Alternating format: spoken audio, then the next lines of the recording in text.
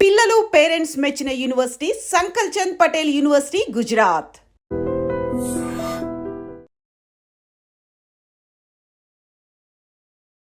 నమస్తే, welcome back to iDream media. నేను మీ ఝాన్సీ. తామర గురించి మాట్లాడుకుంటే ఇది ఒక డిస్కస్టింగ్ సబ్జెక్ట్ అని అనుకోవచ్చు. ఎందుకంటే వేరే డిసీజెస్ అన్నీ ఒకవైపు, అంటే చిన్న చిన్న ఇష్యూస్, హెల్త్ ఇష్యూస్, తామర, గజ్జి ఇలాంటివి ఒకవైపు. ఎందుకంటే మన ఇంటి సభ్యులు కూడా మనల్ని చూసి కొంచెం వాని కొంచెం కాస్త పక్కన పెట్టే సిచ్యువేషన్స్ ఇవి. ఎందుకంటే తామర అనేది కాంటేజియస్ కాబట్టి ఒకరి నుంచి ఒకరికి వస్తుంది అన్నప్పుడు, ఇంట్లో ఒకరికి ఉన్నప్పుడు పక్కన వాళ్ళు మన వస్తువులు యూజ్ చేయడానికి కూడా భయపడుతుంటారు. ఎక్కడో ఒక్క చోట స్టార్ట్ అయ్యి ఇచ్చింగ్ వచ్చేసి మొత్తం అంతా వచ్చేసి, అంటే ఒక మనం బయటకు వెళ్ళడానికి కూడా కొంచెం కాస్త బాధపడే సిచ్యువేషన్స్ కూడా మనం ఫేస్ చేస్తూ ఉంటాము. మరి ఈ తామరకి ఆయుర్వేదంలో ఎలాంటి వైద్యపరమైన చికిత్స ఉంది, ఎలాంటి మెడికేషన్ ఉంది, అసలు ఎందుకు వస్తుంది ఈ తామర? ముందుగా తెలుసుంటే అబ్బాయి ఇలాంటివి చేసేవాళ్ళం కాదు అంటూ ఉంటారు కదా. అండ్ వచ్చినప్పుడు కూడా కొన్ని తినకుండా ఉండాలి. అవి ఏంటనేది తెలుసుకుందాము. ప్రస్తుతం అంతా ఉన్నారు 35 ఏళ్ల ఆయుర్వేద వైద్య అనుభవం ఉన్న చిటిపుట్ల మధుసూదన్ శర్మ గారు. నమస్తే సార్. నమస్తే సార్, మీ సర్వీస్లో చాలా కేసెస్ మీరు డీల్ చేసి ఉంటారు లైక్ ఈ 35 ఇయర్స్లో. బట్ స్కిన్ రిలేటెడ్ ఇష్యూస్ వచ్చేసరికి అది కూడా ఒక మన నుంచి వేరే వాళ్ళకి అంటూ వ్యాధి అన్నప్పుడు చాలా ఈ కుటుంబ సభ్యులైనా, ఫ్రెండ్స్ అయినా, ఎంత క్లోజ్ ఫ్రెండ్స్ అయినా దూరం పెడుతూ ఉంటారు. మరి ఈ తామర అనేది అసలు ఎందుకు వస్తుంది? పాయింట్ టు పాయింట్ వెళ్తే ఎందుకు వస్తుంది, ఎవరిలో వస్తుంది? ఇది ఒక రకమైనటువంటి ఫంగస్ అనేటువంటి క్రిమి వల్ల వస్తుందమ్మా. ఓకే. సో శుభ్రత పాటించినటువంటి వాళ్ళలో, వ్యాధి నిరోధక శక్తి తక్కువగా ఉన్నటువంటి వాళ్ళలో, ఎక్కువగా వెయిట్ ఉన్నటువంటి వాళ్ళలో, చెమట పోసేటువంటి తత్వం ఎక్కువగా ఉన్నటువంటి వాళ్ళలో, అదేవిధంగా ముఖ్యంగా వేసవికాలం పరిస్థితి ఉన్నప్పుడు, సో ఇలాంటి వాళ్ళల్లోనే ఎక్కువ ఈ యొక్క తామర కనిపిస్తుంటుందమ్మా. ఇది అంటువ్యాధమ్మా. ఒకరికి మొదలైందంటే ఇంచుమించు కుటుంబ సభ్యులకు అందరికీ వచ్చేటువంటి అవకాశం ఉంటుంది. వ్యాధి నిరోధక శక్తి తక్కువ ఉందంటే తక్కువ నేనున్నానంటూ ప్రత్యక్షం అవుతుందమ్మా. అంటే వీక్ గా ఉన్న వాళ్ళకి ఎక్కువగా వచ్చే అవకాశం ఉంటుందా సార్? తక్కువ ఉన్నటువంటి వాళ్ళలో వస్తుందమ్మా. ఎందుకంటే ఫంగస్ అమ్మా ఇది. సో స్కిన్ మీద గ్రోత్ అవుతుంటుంది కాబట్టి ఈ ఫంగస్ క్రిమి ఒకరికొకరి స్కిన్ కాంటాక్ట్ అయినా, ఒకరి బట్టలు ఒకరు వాడినా, లేకపోతే ఈవెన్ సోప్ ఇలాంటివి వాడినా, లేకపోతే ఈ బ్లాంకెట్స్, తర్వాత ఈ పడక గదిలో అవన్నీ ఏమన్నా దిండు ఇలాంటివి వాడినా కూడా క్రిమి అక్కడ ఉంటే ఆ ఎఫెక్ట్తో వీళ్ళ చర్మం మీద కూడా క్రిమి ఫంగస్ వచ్చేసి వీళ్ళకి కూడా వస్తుందమ్మా. సో రింగ్ వామ్ అనేటువంటి పేరుతో పిలుస్తారమ్మా. సర్వసాధారణంగా ఫస్ట్ చిన్నగా మొదలవుతుందమ్మా మీరు అన్నట్లు. తర్వాత క్రమంగా ఇంతింతై ఒటిడింతై అన్నట్లు క్రమక్రమంగా బాడీ అంతా స్ప్రెడ్ అవుతుందమ్మా. కొంతమందికి వాళ్ళ అదృష్టవశాత్తు కొన్ని భాగాల్లోనే పరిమితం అయిపోతే, మరి కొంతమందికి మాత్రం బాడీ అంతమ్మా చర్మం మీద ఎక్కువ భాగాల్లో ఇది వచ్చేటువంటి పరిస్థితి ఏర్పడుతుంది. ముఖ్యంగా ఈ చంకల భాగంలో, ఫోల్డ్స్ ఉన్నటువంటి ప్రాంతంలో, అదేవిధంగా నడుము భాగంలో, పొత్తికడుపు భాగంలో, అదేవిధంగా గజ్జల ప్రాంతంలో. మనం ఇప్పుడు ఏదైనా టైట్ గా సమ్ బ్లౌజెస్ ఇక్కడ టైట్ గా ఉన్నా కానివ్వండి, చాలా మంది బాగా టైట్ బట్టలు వేసుకుంటారు, అట్లా కూడా వస్తుంది కదా ఎక్కువ అవకాశం ఆ ప్లేసెస్ లో కూడా. గాలి ఆడనటువంటి ప్రదేశాల్లో ఎక్కడైనా ఇది ఉధృత రూపం దాలుస్తుంటుందమ్మా. సో అందుకే కాటన్ బట్టలు ధరించే వాళ్ళలో ఈ యొక్క సమస్య ఉధృత లేకుండా ఉంటుందమ్మా. అట్లా కాకుండా ఈ సింథటిక్ డ్రెస్ వేసుకున్నటువంటి వాళ్ళు మరీ ఎక్కువ ఉంటుందమ్మా. మరి టైట్ ఇలాంటివి వేసుకున్నటువంటి వాళ్ళలో కూడా ఆ భాగంలో గాలి సంచారం సరిగ్గా లేకపోవడం చేత చెమట ఉత్పత్తి కావడం చేత ఆ యొక్క ప్రభావం చేత ఫంగస్ కూడా గ్రోత్ ఎక్కువ అయిపోతుందమ్మా. సో దానివల్ల దురద, మంట, పోటు, సలుపు, అసౌకర్యము, అదే భాగంతో నల్లగా కావడము ఇలాంటివన్నీ వచ్చేసి ఇబ్బంది పెడుతుంటుంది. వాళ్ళకే పరిమితం కాకుండా ఒకరి నుంచి ఒకరికి స్ప్రెడ్ అయ్యే అవుతుంది. అంతే, అవకాశం కాదు, అవుతుంది. ఎక్కువ శాతం అంటువ్యాధి. అంటువ్యాధి. ఓకే సార్, మరి ఎందుకు అంటే ఫుడ్ హ్యాబిట్స్ వల్ల ఏమైనా వస్తుందా సార్? లేకపోతే ఏమైనా వంశపారంపర్యంగా అమ్మకి నాన్నకి ఉన్నప్పుడు రావడం, లేకపోతే మేనత్త మేనమామలకు ఉంటే కొన్ని వస్తాయంటారా, అలా ఏమన్నా వస్తుందా? తామరకు అనువంశికతకు పెద్దలకు కానీ మన కుటుంబ సభ్యులకు కానీ వచ్చేటువంటి లింక్ అయితే అవకాశం అయితే లేదమ్మా. కేవలము చెప్పాను కదమ్మా, ఆహార పదార్థాలు కూడా ఎక్కువ స్పైసీ ఫుడ్ కానీ, ఎక్కువ సాల్ట్ ఫుడ్ తీసుకోవడం కానీ, ఇట్లాంటి బేకరీ ఫుడ్స్ ఇలాంటివి తీసుకున్నటువంటి వాళ్ళు ఏమైతుంటే తామర వ్యాధి ఉధృత వచ్చేదానికి అవకాశం ఉంటుంది. అంతేగాని తీసుకున్న వాళ్ళు అవకాశం ఉంటుందమ్మా. అంతేగాని ఖచ్చితంగా మరి ఫుడ్ తీసుకున్నటువంటి వాళ్ళు అందరూ రావాలని కూడా లేదమ్మా. కాబట్టి నేను టోటల్ చెప్పిందంటే ఇమ్యూనిటీ పవర్ అమ్మా, రెసిస్టెన్స్ పవర్ తక్కువ ఉన్నటువంటి వాళ్ళలోనే ఎక్కువ వస్తుంటుంది. కాబట్టి ఈ ఆహార పదార్థాలు మన దైనందిన జీవితంలో పాటించేటువంటి కొన్ని నియమాలు ఏంటంటే, ఈ సక్రమంగా పాటించకపోతే ఆహార నియమాలు, సో ఉన్నటువంటి జబ్బు ఉధృత రూపం దాల్చేసి చాలా త్వరగా తీవ్ర రూపం దాలుస్తుంది అన్నమాట. సో వాటి కోసం అని చెప్పేసి ఆహార పదార్థాలు పదార్థాలు కొంచెం జాగ్రత్తగా ఉండడము, అదేవిధంగా కాటన్ ఈ గార్మెంట్స్ ఈ దుస్తులు వేసుకోవడము, అదేవిధంగా స్నానం చేసినప్పుడు బాగా శుభ్రంగా తుడుచుకుంటుండడము, అదేవిధంగా ఒకరి దుస్తులు ఒకరు వాడకుండా తెలియకుండా కూడా వేరే వాళ్ళకు ఉన్నది మనం యూజ్ చేసినప్పుడు వచ్చే అవకాశం ఉంటుంది. జాగ్రత్తలు తీసుకోవడం వల్ల అంత ఇబ్బంది లేకుండా ఉంటుంది. ఓకే, మన ఆయుర్వేదంలో ఎలాంటి చిట్కాలు ఉన్నాయి సార్ ఈ తామర వచ్చినప్పుడు పై పూతగా అప్లై చేసుకోవడానికి కానీ లోపల ఇంటేక్ ఒక టాబ్లెట్గా తీసుకోవడానికి కానీ? సో కొద్దిగా ఉన్నప్పుడు అయితే ఇంటర్నల్ అవసరం చాలా వరకు అవసరం ఉండదమ్మా. కడుపులోకి తీసుకోవాల్సిన అవసరం చాలా వరకు అవసరం ఉండదు. సమస్య పెరిగిపోతే మాత్రం ఇంటర్నల్ కూడా మెడిసిన్స్ వాడుకోవాల్సి వస్తుంది.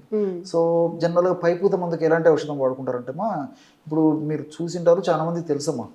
సో నల్ల జీలకర్ర ఈ తామర వ్యాధిని కలుగజేసేటువంటి ఫంగస్ క్రిమిని హరింపజేసేటువంటి అద్భుతమైనటువంటి శక్తివంతమైనటువంటి యొక్క మెడిసిన్ అది. ఓకే, నల్ల జీలకర్ర అంటే జనరల్ గా వెయిట్ లాస్ గాను అజీర్తి సమస్యలు గాను తెలుసు.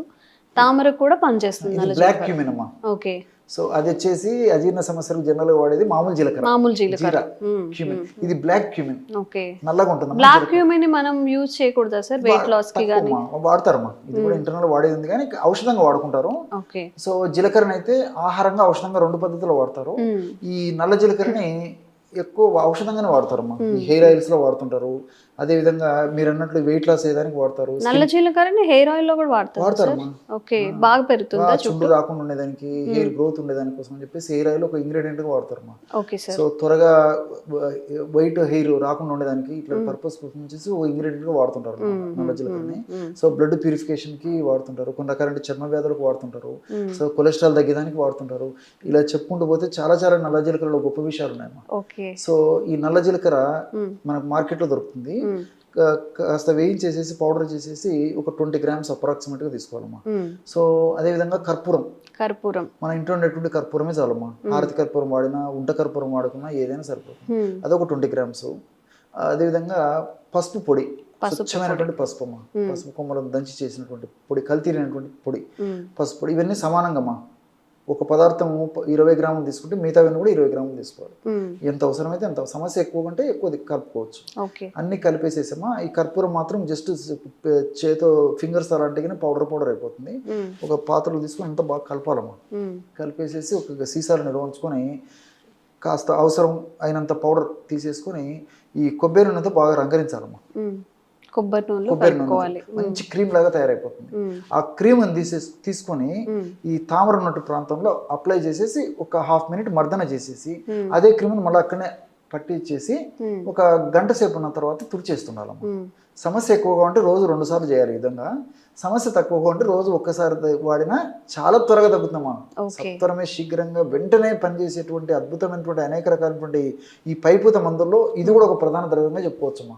మా అనుభవంలో కూడా ఎన్ని చూస్తుంటాం మేము. సో చాలా చక్కగా పనిచేస్తుంది. సో ఎక్కువ రోజులు వాడినప్పటికీ అన్ని మనకు సైడ్ బెనిఫిట్స్ ఉంటాయి, ప్రాబ్లం అయితే ఉండదు. సో ఇంటర్నల్ మెడిసిన్స్ అనేసరికమ్మా వైద్యుల సలహా తీసుకోవడం మంచిది. లేకపోతే ఒకటి తప్పని పరిస్థితుల్లో మరి వైద్యులు అందుబాటులో లేకపోవడం చేత కానీ ఇతర కారణాలు ఏమైనా ఉంటే వాళ్ళకే వాళ్ళు వాడుకోదగ్గ సైడ్ ఎఫెక్ట్స్ అయినటువంటి ఔషధాలు కూడా ఉన్నాయమ్మా, ఆయుర్వేద ఔషధాలు. వాటిలో ఆరోగ్యవర్ధని వటి అని చెప్పేసి దొరుకుతుందమ్మా. ఆరోగ్యవర్ధని వటి టాబ్లెట్స్ రూపంలో దొరుకుతాయి. పొద్దున ఒక టాబ్లెట్, రాత్రి ఒక టాబ్లెట్ రోజు కొన్నాళ్ళ పాటు తీసుకోవడం వల్ల కూడా చాలా చక్కటి ప్రయోజనం జరుగుతుంది. అదేవిధంగా ఈ యొక్క వేపతో తయారు చేసినటువంటి ఈ మాత్రలు కూడా దొరుకుతాయమ్మా. నింబ టాబ్లెట్స్ అని చెప్పేసి, అదేవిధంగా నింబ పిల్స్ అని చెప్పేసి. నింబ అంటే వేప. సో అది కూడా కావాలంటే పొద్దున నుండి సాయంత్రం కూడా తీసుకోవచ్చు.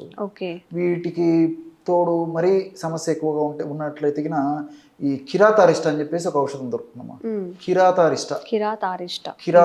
కిరాత అంటే నేలవేము. ఇప్పుడు వేప చెట్టు పెద్దగా ఉంటుంది అమ్మా, ఇది చిన్నగా ఉంటుంది కాబట్టి నేలవేము. వేము అంటే వేప. నేలవేము కొద్ది ప్రాంతంలోనే నేలను ఆనుకొని కొద్ది ఎత్తు మాత్రమే పెరుగుతుందమ్మా. అది కూడా ఈ తామరను తగ్గించడానికి చాలా అద్భుతంగా పనిచేస్తుంది. సో కిరాతారిష్ట అంటారమ్మా సంస్కృతంలో. కిరాత నేలవేము అంటే తెలుగులో. సో అది మనకు మార్కెట్లో దొరుకుతుంది. అది రోజు ఉదయం ఒకసారి, రాత్రి ఒకసారి 10 ml లిక్విడ్, 10 ml వాటర్ కలిపి తీసుకున్నా కానీ ఈ బ్లడ్ బాగా ప్యూరిఫికేషన్ జరగడంతో పాటు ఈ ఫంగస్ గ్రోత్ కూడా తగ్గిపోయి ఫంగస్ యొక్క ఇబ్బంది లేకుండా భవిష్యత్తులో దానివల్ల ఇతర ఉపద్రవాలు రాకుండా కూడా కంట్రోల్ చేస్తున్నాం. దురద తగ్గిపోతుంది. తర్వాత చర్మం కలర్ కూడా మారిపోయి ఉంటుంది, నల్లగా. ఆ నలుపుదనం కూడా తగ్గిపోతుంది ఈ కిరాతారిష్ట అనేటువంటి ఔషధాన్ని వాడుకోవడం. ఓకే సార్, కొంచెం స్వీట్ అండ్ షార్ట్గా చెప్పండి. సార్ తామర వచ్చినప్పుడు అవాయిడ్ చేయాల్సిన పదార్థాలు ఏంటి? అవాయిడ్ చేయాల్సిన చెప్పాను కదమ్మా, ఈ జంక్ ఫుడ్ ఎక్కువ తీసుకోకూడదమ్మా, ఫాస్ట్ ఫుడ్స్, తర్వాత ఈ bakery foods, ice creams, cool drinks, ఇలాంటి పదార్థాలు ఎంత తక్కువ తీసుకోగలిగితే అంత మంచిదమ్మా. ఇవన్నీ ఏంటంటే అసిడిక్ నేచర్ ఉంటున్న పదార్థాలు. ఈ అసిడిక్ నేచర్ ఎప్పుడైతే బ్లడ్ లో పెరుగుతుందమ్మా, ఈ అసిడిక్ నేచర్ పెరిగినప్పుడే ఈ వైరస్ క్రిములు కానీ, ఇప్పుడు మనం అనుకున్నట్లు ఈ ఫంగస్ అనేటువంటి క్రిములు కానీ ఎక్కువ గ్రోత్ అయ్యేదానికి అవకాశం ఉంటుందమ్మా.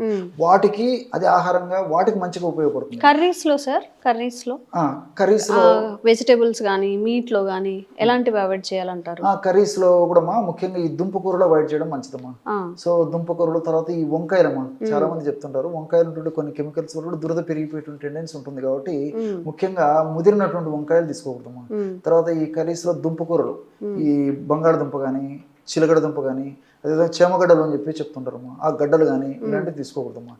సో ఇలాంటివి తీసుకోకూడదు. తర్వాత ఆయిల్లో ముంచి చేసినటువంటి వడలు, పకోడీలు ఇలాంటివన్నీ కూడా కొన్నాళ్ళ పాటు బంద్ చేయడము, లేకపోతే తీసుకుని చాలా కొద్ది ప్రమాణంలో తీసుకుంటే సరిపోతుంది. నీళ్ళు ఎక్కువ తాగుతున్నారమ్మా, నీళ్ళు ఎక్కువ తాగుతున్నారా, బాడీని కూల్ చేసేటువంటి ఆహార పదార్థాలు బాగా వాడుకోవడం వల్ల మరి తామర వ్యాధి రాకుండా ఉంటుంది. ఒకవేళ వచ్చినప్పటికీ చాలా త్వరగా తగ్గిపోతుంది. ఓకే సార్, ఏవైతే చెప్పారో చాలా చాలా సులువైనవి, మనకి ఇంట్లో దొరికేవి కాబట్టి ట్రై చేసి చూడండి. ఒక 1 month 2 months చేసి చూడండి. ఎందుకంటే చాలామంది ఈ స్కిన్ రిలేటెడ్ అలర్జీస్ వచ్చినప్పుడు ఒకటి పడదని ఇంకొకటి పడదని అవి మార్చి యూజ్ చేస్తూ ఉంటారు.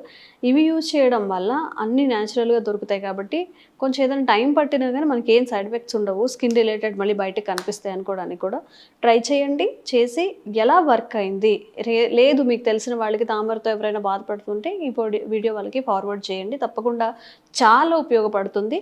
అండ్ ఇలాంటి రిపీట్ అండ్ ఎలాంటి ఆరోగ్య సమస్యలు ఉన్నా కూడా కామెంట్స్ రూపంలో తెలియజేయండి. తప్పకుండా వీడియో చేసి ప్రయత్నం చేస్తాం. Thank you sir. నమస్తే. Sir, one life lesson what medicine has taught you. Whatever you can do without expecting. But I really believe మన పాజిటివ్ యాటిట్యూడ్ ఉంటేనే మనం ఏదైనా సాధించగలం. గట్ ని మనం కరెక్ట్ గా డీల్ చేసినట్లయితే అది మనకి పాజిటివ్ హార్మోన్స్ ని రిలీజ్ చేస్తుంది. షుగర్ వచ్చిన వాళ్ళ పరిస్థితి ఏంటి? పొట్ట దగ్గర పెరిగితే దాన్ని ఆండ్రాయిడ్ అంటారు, ఆండ్రాయిడ్ ఫోన్ కదా. అసలు థాట్స్ ఎందుకు వస్తాయి? బ్రెయిన్ డెడ్ అంటే దానికి ప్రపంచం అంతా కూడా కొన్ని నిర్దిష్టమైనటువంటి లక్షణాలు ఉన్నాయి. మానసికంగా ధైర్యంగా ఉంటే క్యాన్సర్ జయించవచ్చు. You are a doctor for a cause sir, అంతే. వాళ్ళకి వచ్చిన ఆదాయం కాకుండా ఫ్రీ సర్వీస్ ఎంతమందికో చేస్తారు.